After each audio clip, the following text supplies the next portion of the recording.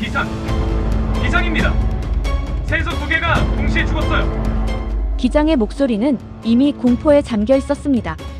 곧이어 객실 전체를 뒤흔드는 금속성 진동, 경고 등의 붉은 전멸. 에바는 자리에서 떨리는 손으로 안전벨트를 움켜줍니다. 이건 단순 고장이 아니다. 누군가 큰 실수를 했다. 도쿄로 향하던 항공기는 결국 방향을 틀었습니다.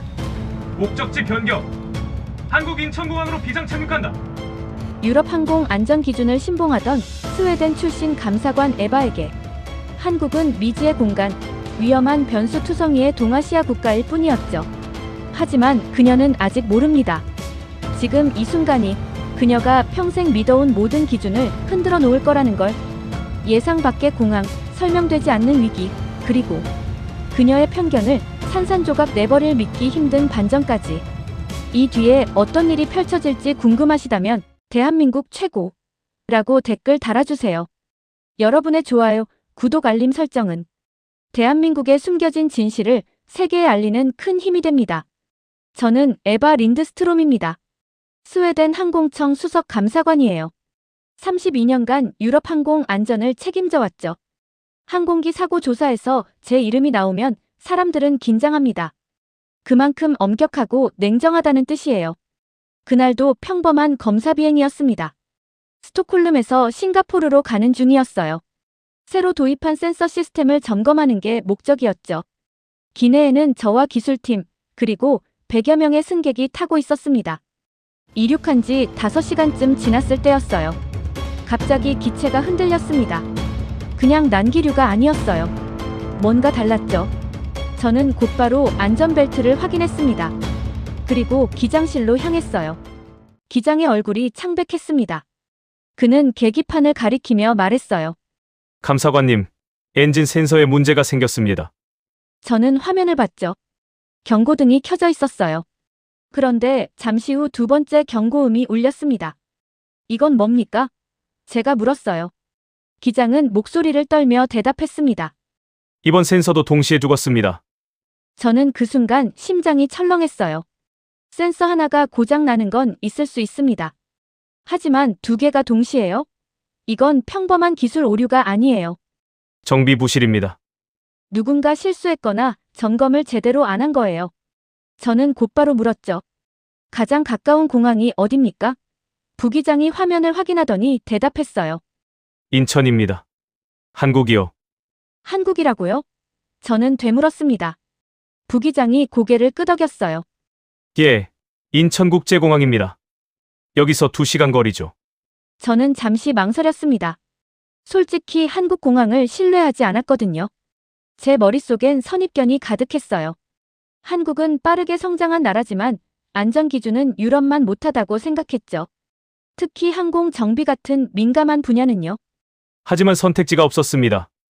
기장이 관제탑에 연락했어요. 인천타워, 긴급 착륙 요청합니다. 엔진 센서 이중 고장이에요. 잠시 침묵이 흘렀습니다. 그리고 차분한 목소리가 들려왔죠. 인천 착륙 승인.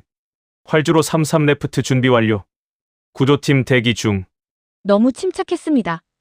저는 오히려 불안했어요. 이 사람들이 상황을 제대로 이해하고 있는 걸까? 유럽 관제탑이었다면 더 긴박하게 반응했을 텐데요. 한국 관제사의 목소리는 마치 일상적인 착륙처럼 들렸습니다. 기장이 고도를 낮추기 시작했어요. 저는 창밖을 봤습니다. 구름 사이로 땅이 보이기 시작했죠. 그리고 승객들에게 안내방송이 나갔어요. 기술적 문제로 인천공항에 비상 착륙합니다. 안전벨트를 착용해주세요. 기내가 술렁였습니다. 몇몇 승객이 비명을 질렀어요. 저는 침착하게 앉아 있었지만 속으로는 최악의 시나리오를 떠올리고 있었죠. 한국 정비팀이 문제를 제대로 파악할 수 있을까? 부품은 제때 구할 수 있을까? 혹시 더 큰 사고로 이어지는 건 아닐까? 비행기가 활주로에 닿았습니다. 타이어가 지면을 강하게 때리는 소리가 났어요. 기체가 요동쳤죠. 하지만 곧 속도가 줄었습니다. 그리고 멈췄어요. 기장이 한숨을 쉬었습니다. 착륙 성공입니다. 저는 안도했지만 동시에 긴장했어요. 이제부터가 진짜 문제였거든요. 한국 정비팀을 만나야 했습니다. 그들이 이 복잡한 센서 시스템을 이해할 수 있을까? 저는 가방을 챙기며 생각했죠. 아마 며칠은 걸릴 거야. 최악의 경우 부품을 유럽에서 공수해야 할 수도 있어. 기내 방송이 다시 나왔습니다. 승객 여러분, 인천국제공항에 도착했습니다. 잠시만 기다려주세요. 저는 창밖을 봤어요. 공항 건물이 보였습니다. 크고 현대적이었죠. 하지만 겉모습이 다가 아니에요. 진짜 중요한 건 시스템입니다. 정비 능력이죠. 저는 노트북을 꺼냈어요. 보고서를 작성해야 했거든요. 하지만 손이 떨렸습니다. 이상하게 불안했어요. 이 나라를 믿을 수 없었던 겁니다. 탑승구가 연결됐습니다. 저는 일어섰어요. 기장이 제게 말했습니다. 감사관님, 한국 정비팀이 기다리고 있답니다. 저는 고개를 끄덕였죠. 알겠습니다. 직접 확인하겠어요. 복도를 걸으며 저는 다짐했습니다. 철저하게 감사하자. 조금이라도 의심스러우면 비행을 중단시키자.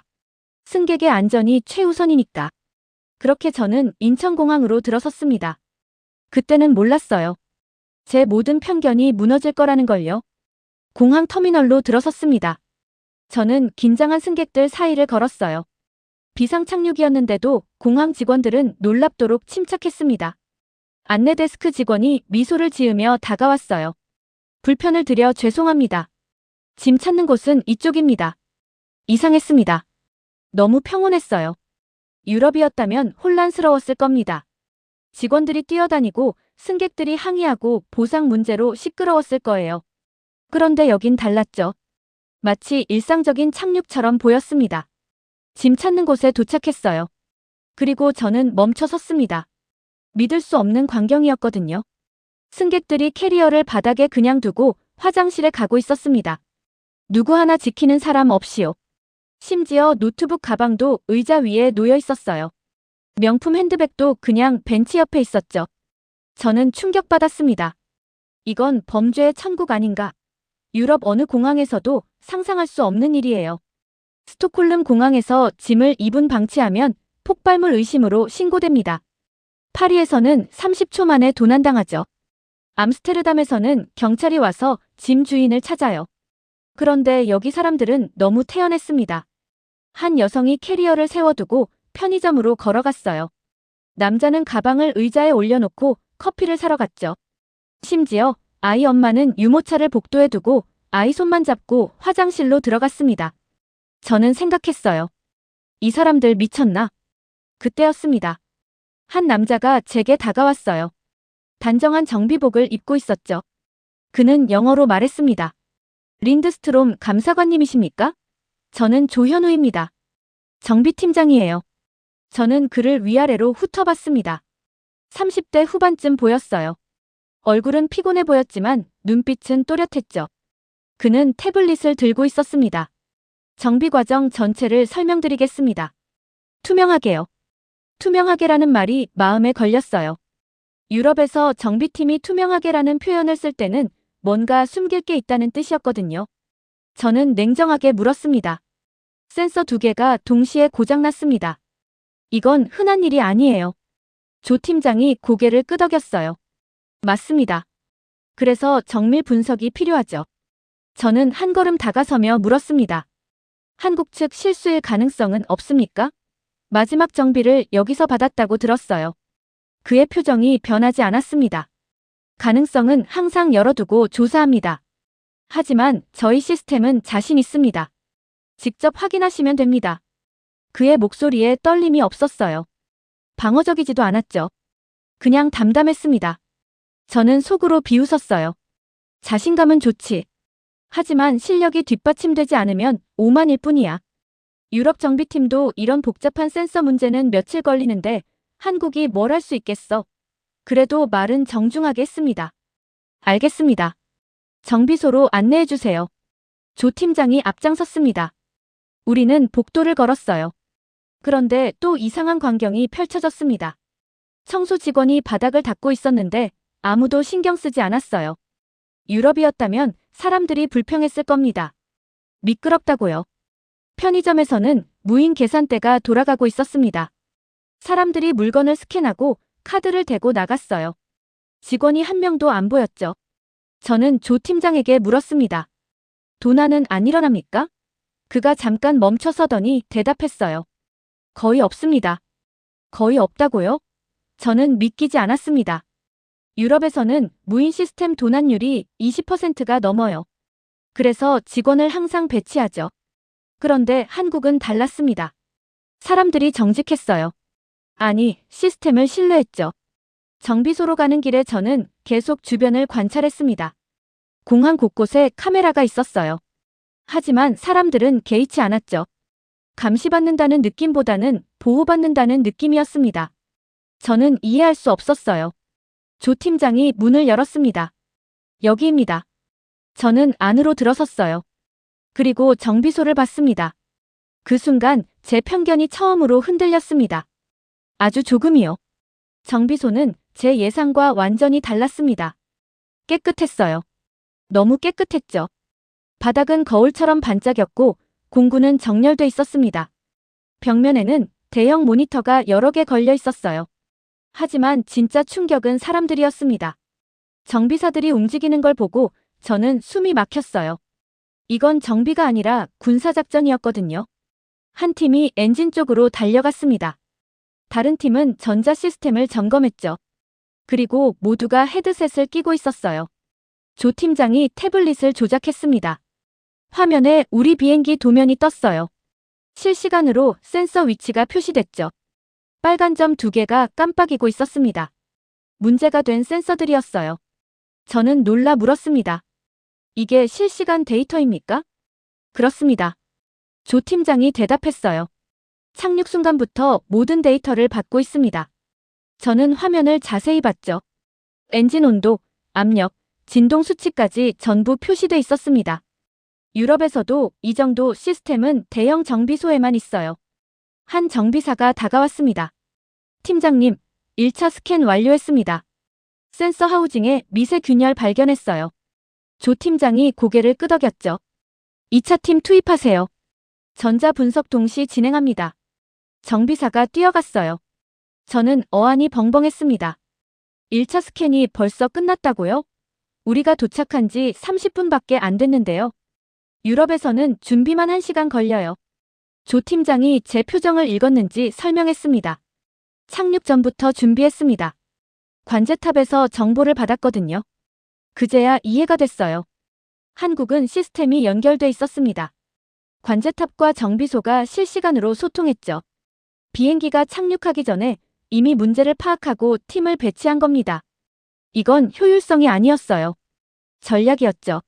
모니터 하나가 바뀌었습니다. AI 분석 화면이 떴어요. 센서 고장 패턴을 분석하고 있었죠. 그래프가 빠르게 움직였습니다. 그리고 결과가 나왔어요. 외부 충격 가능성 30%, 제조 결함 가능성 65%. 제조 결함이라고요? 저는 믿을 수 없었습니다.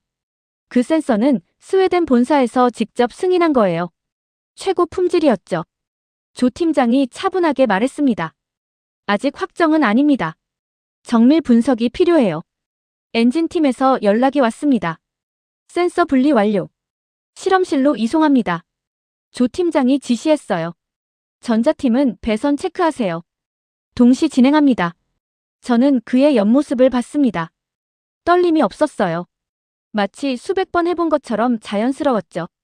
실험실로 이동했습니다. 거기는 더 놀라웠어요. 현미경, 분광기, 전자측정 장비가 즐비했습니다. 기술자가 센서를 현미경 아래 놓았어요. 화면에 확대된 이미지가 떴죠. 저는 숨을 삼켰습니다. 균열이 보였어요.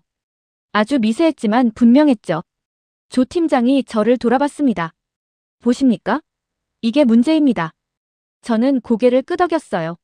하지만 속으로는 인정하기 싫었습니다. 한국 정비팀이 스웨덴 부품의 결함을 찾아냈다는 게 자존심 상했거든요. 그때 조 팀장이 폭탄 같은 말을 했습니다. 3시간이면 복구 끝납니다. 저는 귀를 의심했어요. 뭐라고요? 3시간이요? 그는 침착하게 대답했죠. 예. 센서 교체와 시스템 점검까지 3시간입니다. 불가능합니다. 제가 말했어요. 유럽에서도 이틀 걸려요. 부품 조달만 하루고요. 조 팀장이 미소 지었습니다. 부품은 이미 있습니다. 저희는 주요 부품을 항상 비축해요. 그리고 한국은 빠르게가 아니라 정확하게 빨라야 합니다. 그 말이 제 머리를 때렸습니다. 정확하게 빨라야 한다. 유럽에서는 들어본 적 없는 표현이에요. 우리는 빠르거나 정확하거나 둘 중 하나를 선택했죠. 그런데 한국은 둘 다 요구했습니다. 그리고 해내고 있었어요. 정비사가 새 센서를 가져왔습니다. 포장을 뜯고 점검했어요. 바코드를 스캔하자 이력이 화면에 떴죠. 제조일, 검수일, 보관 온도까지 전부 기록돼 있었습니다. 저는 감탄했어요. 이건 시스템이 아니었습니다. 철학이었죠. 조 팀장이 시계를 봤습니다. 시작하겠습니다. 감사관님, 전 과정 참관하셔도 됩니다. 저는 고개를 끄덕였어요. 그렇게 하겠습니다. 하지만 속으로는 여전히 의심했죠. 3시간 두고 보자. 정비가 시작됐습니다. 저는 노트북을 꺼내 기록하기 시작했어요. 감사관의 습관이죠. 모든 절차를 문서화해야 했습니다. 시각, 작업자 이름, 사용 공구, 교체 부품까지 전부요. 첫 30분은 순조로웠습니다. 정비사들이 엔진 패널을 열었어요. 센서 연결부를 분리하고 배선을 점검했죠. 저는 계속 메모했습니다. 손이 바빴어요. 그런데 이상했습니다. 시야가 조금씩 흐려지는 느낌이었어요. 처음엔 피곤한 줄 알았습니다. 장시간 비행에다 긴장까지 했으니까요. 눈을 비볐어요. 하지만 나아지지 않았죠. 오히려 더 심해졌습니다. 글자가 겹쳐 보이기 시작했어요. 정비사가 새 센서를 장착했습니다. 조 팀장이 확인하라고 지시했어요. 저는 일어서서 가까이 가려고 했습니다. 그런데 다리에 힘이 없었어요. 휘청거렸죠. 조 팀장이 제 팔을 잡았습니다. 괜찮으십니까? 괜찮습니다. 저는 대답했어요. 하지만 목소리가 떨렸습니다. 심장이 이상하게 뛰었거든요. 빨라졌다가 느려졌다가 반복됐어요. 이건 처음 느끼는 감각이었습니다. 저는 32년간 항공 감사관이었어요. 수백 번 비행했고 위험한 상황도 많이 봤죠. 그런데 이렇게 무너지는 느낌은 처음이었습니다. 호흡이 가빠졌습니다. 공기가 부족한 것 같았어요. 저는 깊게 숨을 쉬려고 했죠. 하지만 안 됐습니다. 가슴이 답답했어요. 마치 누가 짓누르는 것 같았죠. 손이 떨리기 시작했습니다. 에바 씨. 조 팀장이 제 이름을 불렀어요. 지금 얼굴이 창백하십니다. 저는 고개를 저었습니다. 아니에요. 계속하세요. 하지만 그는 태블릿을 내려놓았어요. 그리고 제 손목을 잡았죠. 맥박이 불규칙합니다. 저는 그의 손을 뿌리치려 했습니다. 괜찮다고요. 하지만 힘이 없었어요. 다리가 풀렸습니다. 조 팀장이 저를 의자에 앉혔어요. 누군가 물을 가져왔죠. 마시려고 했지만 손이 너무 떨려서 컵을 잡을 수 없었습니다. 주변이 빙글빙글 돌았습니다. 정비소 천장이 기울어 보였어요. 조 팀장의 목소리가 멀리서 들렸죠. 의료팀 호출하세요. 지금 당장요. 저는 반대하려 했습니다. 안 돼요. 정비를 확인해야 해요. 하지만 말이 제대로 나오지 않았어요. 심장이 미친 듯이 뛰었습니다. 너무 빨랐어요. 터질 것 같았죠. 땀이 흘렀습니다. 등이 축축해졌어요. 저는 공포를 느꼈습니다. 이게 뭐지? 심장마비인가? 아니면 뇌졸중? 조 팀장이 제 앞에 무릎을 꿇었습니다. 그의 얼굴이 가까이 보였어요. 에바 씨, 저 보세요. 천천히 숨 쉬세요. 하나, 둘, 셋. 저는 그의 말을 따라하려 했습니다. 하지만 숨이 막혔어요. 공기가 안 들어왔죠. 누군가 달려왔습니다. 흰 가운을 입은 사람이었어요. 의료진이었죠. 여자였습니다. 그녀가 제 손목을 잡았어요. 맥박 120, 호흡 30. 혈압 측정하겠습니다. 차갑고 단단한 게 팔에 감겼습니다. 혈압계였어요. 수치가 나왔습니다. 160에 95. 그녀가 말했어요. 고혈압입니다. 즉시 이송 필요해요. 저는 고개를 저었습니다. 안 돼요. 여기서 치료하세요. 그녀가 단호하게 말했죠. 불가능합니다. 의료센터로 가셔야 해요. 의료센터라고요? 저는 웃음이 나왔습니다. 공항에 의료센터가 있다고요? 유럽 공항에는 응급처치실만 있어요. 간단한 약 주고 끝이죠. 진짜 치료는 병원 가야 하고요. 그런데 한국 공항에 의료센터가 있다니요. 조 팀장이 휠체어를 가져왔습니다. 앉으세요. 제가 모시겠습니다. 저는 거부했어요. 걸을 수 있어요. 하지만 일어서자마자 비틀거렸습니다. 세상이 기울었어요. 조 팀장과 의료진이 저를 붙잡았죠. 휠체어에 앉혀졌습니다. 굴욕적이었어요. 32년 경력의 수석 감사관이 휠체어에 앉다니요. 저는 눈물이 날 것 같았습니다. 하지만 참았어요. 울 순 없었죠. 아직 업무가 끝나지 않았으니까요. 복도를 지나갔습니다. 사람들이 저를 봤어요. 하지만 아무도 쳐다보지 않았습니다. 이상했어요. 유럽이었다면 사람들이 수근거렸을 텐데요. 여긴 달랐습니다. 다들 자기 일만 했죠. 엘리베이터를 탔습니다. 3층으로 올라갔어요. 문이 열리자 하얀 복도가 나왔습니다. 의료센터라고 쓰인 표지판이 보였어요. 저는 눈을 감았습니다. 이게 꿈이었으면 좋겠다고 생각했죠. 하지만 꿈이 아니었습니다. 심장은 여전히 미친 듯이 뛰었고 호흡은 가빴어요. 저는 무너지고 있었습니다. 그리고 낯선 나라에서요. 제가 믿지 않던 나라에서 말이죠. 눈을 떴습니다. 천장이 보였어요. 하얀 천장이었죠. 형광등이 부드럽게 빛나고 있었습니다. 저는 잠시 멍했어요. 여기가 어디지? 그리고 기억이 돌아왔습니다. 쓰러졌구나. 고개를 돌렸습니다. 침대 옆에 모니터가 있었어요. 심전도 그래프가 움직이고 있었죠. 규칙적인 파동이었습니다.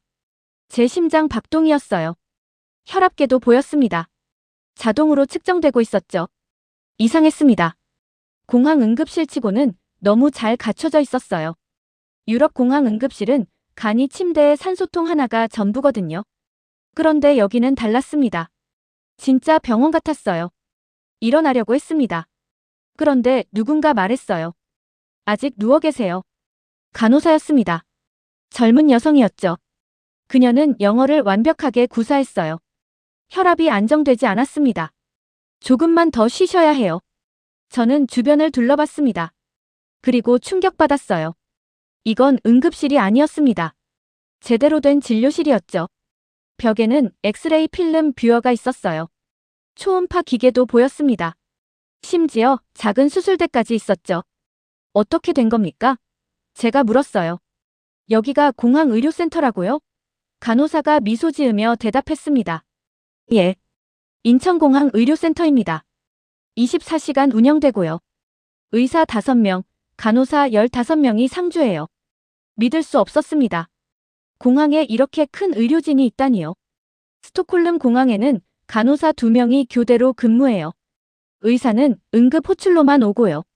그런데 한국은 달랐습니다. 아예 병원을 만들어 놓은 거예요. 문이 열렸습니다. 의사가 들어왔어요. 50대쯤 보이는 남자였습니다. 그는 태블릿을 들고 있었죠. 린드스트롬 감사관님, 저는 이승훈입니다. 응급의학 전문의예요. 그의 영어 발음이 정확했습니다. 그는 의자에 앉았어요. 그리고 태블릿 화면을 제게 보여줬습니다. 전자의무기록이었어요. 제 이름, 나이, 국적이 적혀 있었죠. 도착 시각과 증상까지 기록돼 있었습니다. 이거 언제 입력한 겁니까? 제가 물었어요. 정비소에서 호출받는 즉시 시작했습니다. 의사가 대답했죠. 구급대원이 이송 중에 기본 정보를 입력했어요. 도착하자마자 바로 치료할 수 있도록요. 저는 감탄했습니다. 이건 시스템이었어요. 완벽하게 연결된 시스템이었죠. 의사가 설명을 시작했습니다. 급성 스트레스성 고혈압입니다. 심장에는 문제 없어요. 하지만 혈압이 위험 수준까지 올랐었죠. 160에 95였습니다. 지금은 145에 85로 떨어졌어요. 약을 투여했습니까? 제가 물었습니다. 예. 혈압 강화제와 안정제요.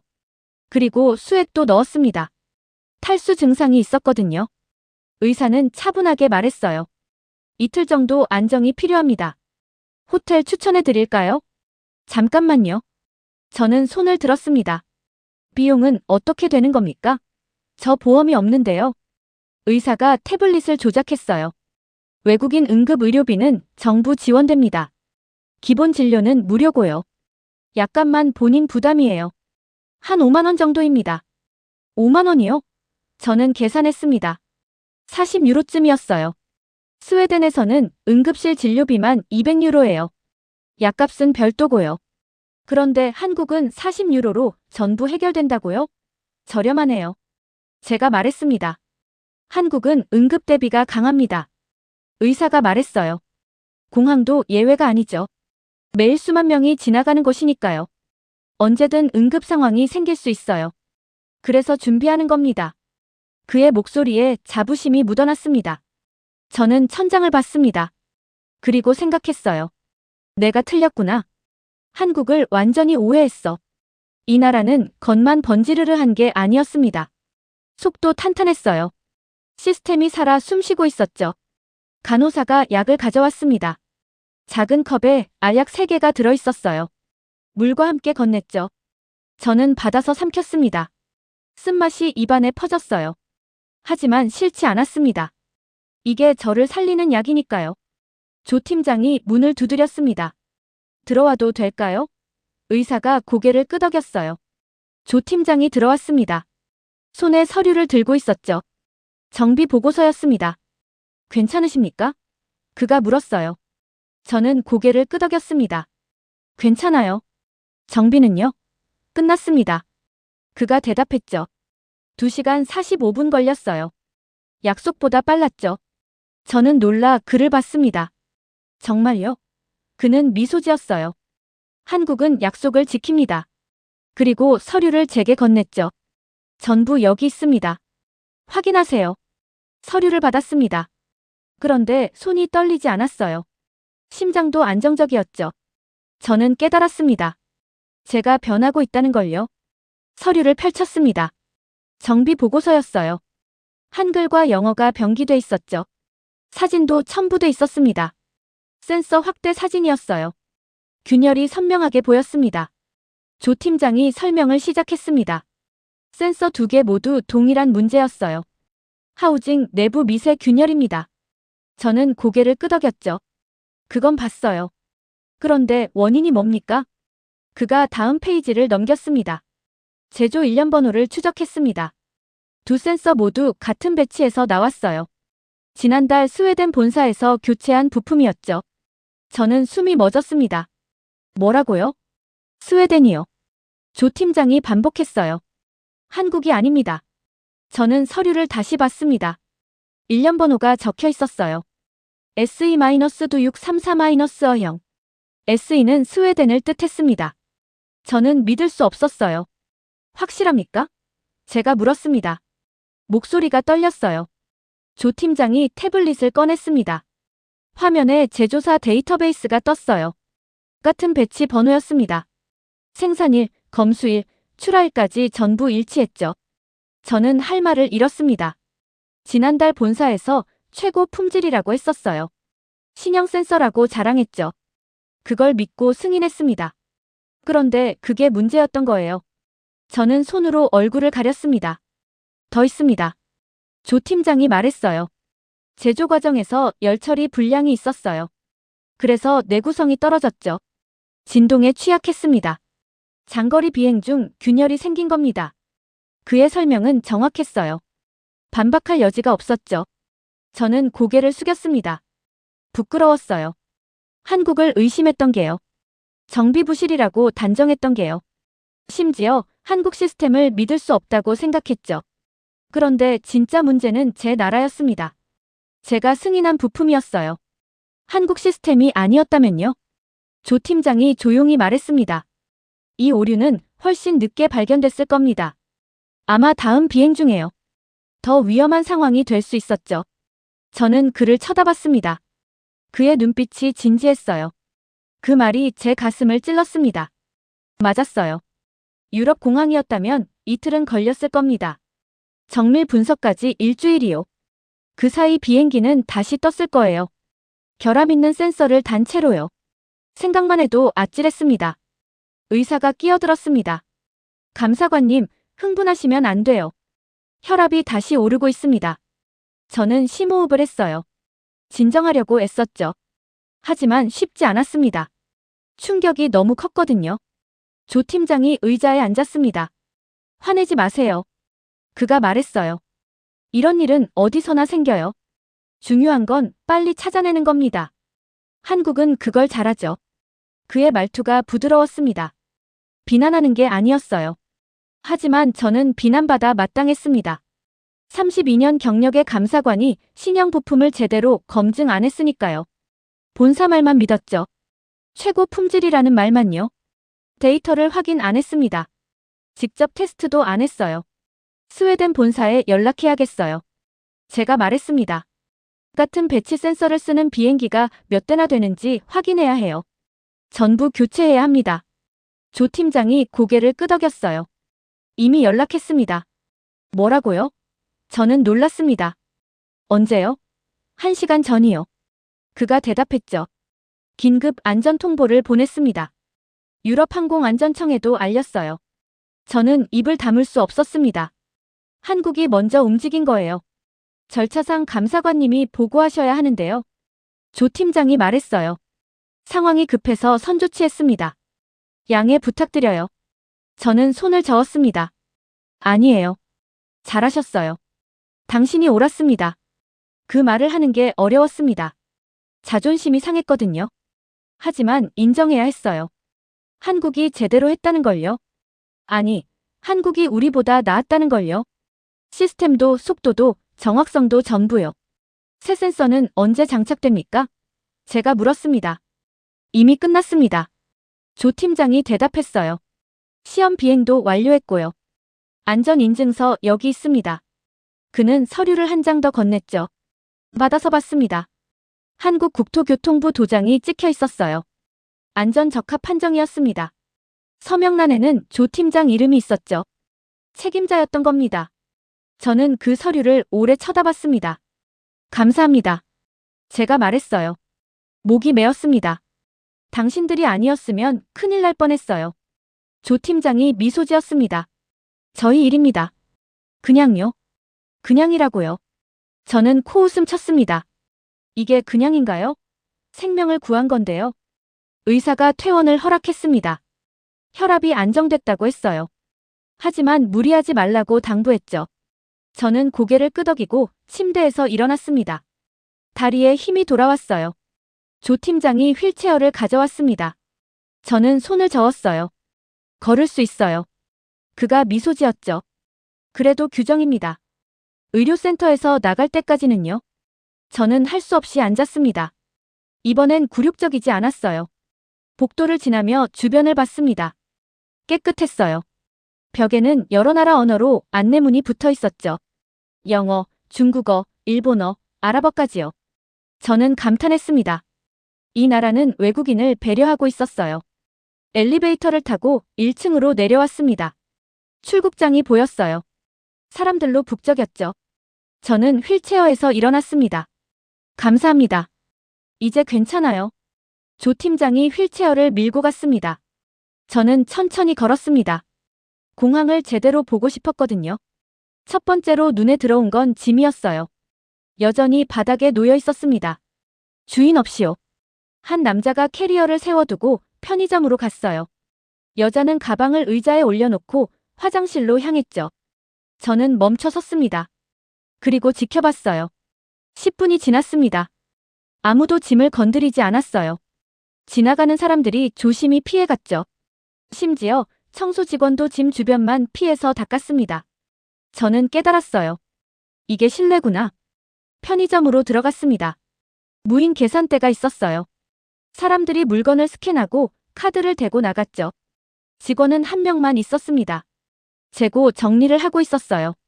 저는 샌드위치 하나를 집었습니다. 스캔했어요. 5,000원이 떴죠. 카드를 댔습니다. 결제 완료. 영수증이 나왔어요. 간단했습니다. 저는 샌드위치를 뜯어 한 입 베어 물었어요. 놀랐습니다. 맛있었거든요. 공항 음식이 이렇게 괜찮을 줄은 몰랐죠. 벤치에 앉았습니다. 사람들을 관찰했어요. 가족들이 작별 인사를 하고 있었습니다. 비즈니스맨이 노트북을 펼쳤죠. 학생들이 셀카를 찍었어요. 평범한 광경이었습니다. 하지만 달랐어요. 승무원 한 명이 지나갔습니다. 젊은 여성이었어요. 그녀가 할머니를 봤습니다. 캐리어를 끌고 계셨죠. 힘들어 보였어요. 승무원이 다가갔습니다. 도와드릴까요? 할머니가 고개를 끄덕였어요. 승무원이 캐리어를 들었습니다. 어디까지 가세요? 탑승구 42번이요. 함께 가시죠. 그들은 함께 걸어갔어요. 저는 그 뒷모습을 봤습니다. 눈시울이 뜨거워졌죠. 이건 업무가 아니었습니다. 친절이었어요. 진짜 친절이었죠. 매뉴얼에 없는 친절이었습니다. 마음에서 우러난 거예요. 저는 샌드위치를 삼켰습니다. 목이 메었거든요. 그때 누군가 제 옆에 앉았습니다. 젊은 여성이었어요. 공항 직원 옷을 입고 있었죠. 그녀가 영어로 말했습니다. 괜찮으세요? 얼굴이 안 좋아 보이시는데요. 저는 손을 저었어요. 괜찮아요. 저는 한지혜예요. 그녀가 자신을 소개했습니다. 고객 서비스 팀이에요. 조 팀장님한테 들었어요. 많이 놀라셨죠? 저는 고개를 끄덕였습니다. 예. 많이요. 한지혜가 물 한 병을 건넸습니다. 저는 받았어요. 고맙습니다. 그녀가 미소 지었죠. 저희가 해야 할 일이에요. 손님이 안전하고 편안해야 하니까요. 손님이라고요. 저는 되물었습니다. 저 감사관이에요. 검사하러 온 사람이고요. 한지혜가 고개를 저었어요. 여기서는 모두가 손님입니다. 검사관이든 승객이든요. 그녀의 목소리가 단호했습니다. 왜요? 제가 물었습니다. 왜 이렇게까지 하죠? 한지혜가 잠시 생각했어요. 그리고 대답했습니다. 한국은 우리가 지켜야 하니까요. 작은 나라예요. 자원도 없고요. 그래서 사람을 지켜야 해요. 오는 사람도 가는 사람도요. 그 말이 제 가슴을 쳤습니다. 한국은 우리가 지켜야 한다. 저는 눈물이 핑 돌았어요. 참으려 했지만 안 됐습니다. 눈물이 흘러내렸죠. 한지혜가 놀라 휴지를 건넸어요. 저는 울었습니다. 32년 만에 처음이었어요. 업무 중에 운 건요? 부끄러웠습니다. 한국을 무시했던 게요. 편견으로 봤던 게요. 이 사람들이 얼마나 열심히 일하는지 몰랐어요. 얼마나 자부심을 가지고 있는지요. 당신들이 자랑스럽습니다. 제가 말했어요. 목소리가 떨렸죠. 그리고 내가 부끄럽습니다. 한지혜가 제 손을 잡았어요. 아니에요. 이제 아셨잖아요. 그걸로 충분해요. 저는 고개를 저었습니다. 충분하지 않아요. 저는 감사관이에요. 공정해야 하는 사람이죠. 그런데 선입견을 가졌어요. 데이터도 안 보고 판단했죠. 이건 제 잘못이에요. 한지혜가 미소 지었습니다. 그럼 이제 제대로 보시면 돼요. 한국을요? 저는 고개를 끄덕였습니다. 그러겠어요. 제대로 볼게요. 이틀이 지났습니다.